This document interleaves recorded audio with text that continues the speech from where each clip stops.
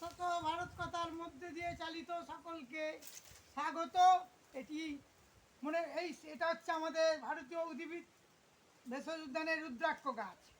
গাছটি এই বীজ থেকেই তৈরি করা হয়েছিল, গাছটি রোপণ করা হয়েছিল। গাছটির বয়স কম, হয়তো 2-1 বছরের মধ্যে ফল দেবে, ফুল আসবে। এই ফল দেখাচ্ছি, এটি হচ্ছে ভারতীয় রুদ্রাক্ষ গাছ। বাংলা বা সংস্কৃতে সবাই রুদ্রাক্ষ, সাধু সন্ন্যাসীরা একে মালা করে পড়েন, গৃহস্থরা এর আদর খুবই। রুদ্রাক্ষ গাছ দেখে নিন, এই রুদ্রাক্ষ, এই মালা দেখুন, এই ফল রুদ্রাক্ষের গাছ। আমরা এর বৈজ্ঞানিক নাম হচ্ছে, এটি ইলিওকার্পেসি পরিবারভুক্ত। বৈজ্ঞানিক নাম ইলিওকার্পাস স্পেইরিকাস।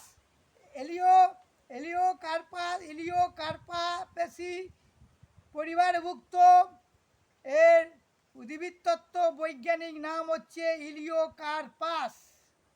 হ্যাঁ, বাংলা বা সংস্কৃতে রুদ্রাক্ষ বলা হয়। রুদ্রাক্ষ উদ্ভিদ থেকে তিনি বিবরণীভূত করেছেন। হ্যাঁ, এখানে সাধু সন্ন্যাসী ফকির এমনকি গৃহীদেরও কাছেও এটি অতি পবিত্র হিসাবে গণ্য করা হয় এখনো পর্যন্ত। হিন্দুরা রুদ্রাক্ষ গাছ দেখে নিন, আমার এই বাগানে রয়েছে। শাশ্বত ভারত সংঘ শ্রীরামকৃষ্ণ শারদাশ্রমে এই রুদ্রাক্ষটা দেখে নিন।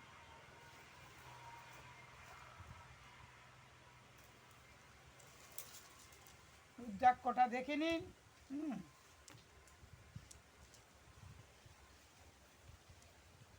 রুদ্রাক্ষ গাছ দেখালাম, ভালো করে দেখে নিন। গাছের পাতা এই পুরো গাছটাই আসবে, 2-1 বছরের মধ্যে হয়তো ফলন ফুল আসবে।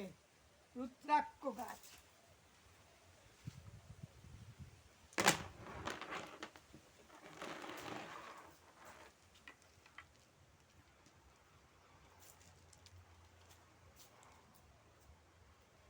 আবার বলি, ভালো করে দেখে নিন। গাছটি বেশ বড়ই হয়েছে, গাছের পাতাটা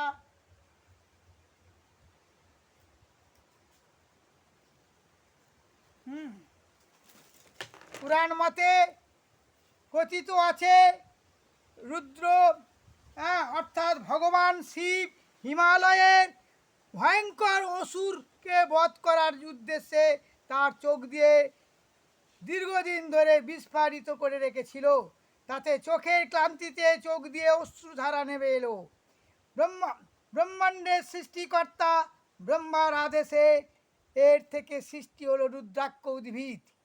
হিন্দুদের কাছে তাই এই গাছের বীজটি অতি পবিত্র। রুদ্রাক্ষের মালার ব্যবহার হয় অতি প্রাচীনকাল থেকে। সাধু সন্ন্যাসীরা, বাংলাতে একে রুদ্রাক্ষ বলা হয়, সংস্কৃতে রুদ্রাক্ষ বলা হয়। এর বৈজ্ঞানিক নাম ইলিওকার্পাস স্পেইরিকাস। এটি ইলিওকার্পেসি পরিবারভুক্ত। এর প্রজাতি অনেক আছে। প্রজাতি এশিয়ার মহাদেশে সব জায়গায় গাছটা হয়ে থাকে, নানা স্থানে 26টি প্রজাতি আছে। উদ্ভিদটি প্রায় 18 মিটার পর্যন্ত মসৃণ ধূসর এবং পাতা এত মিটার এত বীজ হয়। এখানে শরীরের পক্ষে শ্লেষ্মা আধিক্যের বীজ ঘষে খাওয়ালে, এই রুদ্রাক্ষ ঘষে খাওয়ালে ভালো হয়ে যায়। বসন্ত রোগের হাত থেকে বাঁচার জন্য এর মালা ব্যবহার করা হয়ে থাকে গলায় পড়লে। তাছাড়া যক্ষা রোগের প্রথম অবস্থায় তুলসী পুষ্প, মঞ্জুরি, চন্দন এবং রুদ্রাক্ষের বীজ মধুর সাথে খাওয়ালে উপকার হয়। সক্রিয়, এটি একটি রুদ্রাক্ষের বৈদ্যুতিক ও চৌম্বক প্রভাব আছে। এই ধারণাবশত একে স্বাস্থ্যের পক্ষে সহায়ক বলে কেউ কেউ মত প্রকাশ করেছে।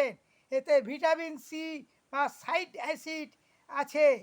ইলিওকার্পিডিয়াইন নামক অ্যালকোহলেট রয়েছে। এর শক্ত বীজ নেকলেস, সোনার অলঙ্কার ইত্যাদি তৈরির কাজে বহুল আজকে প্রচারিত, ব্যবহৃত হয়। জুন মাসে ফুল ও নভেম্বর মাসে ডিসেম্বর মাসের ফল দেখা যায়। একটা শিবপুর উদ্ভিদ উদ্যান আছে বোটানিক্যাল গার্ডেনে। আর এই আমতা, হাওড়া আমতা রামকৃষ্ণ শারদাশ্রমে আমাদের এখানে আছে। এই গাছটি রোপণ করা হয়েছে। এই রুদ্রাক্ষ গাছ ভালো করে দেখিয়ে দিলাম।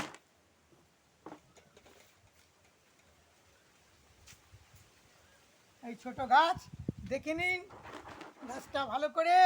হ্যাঁ, ব্যাস।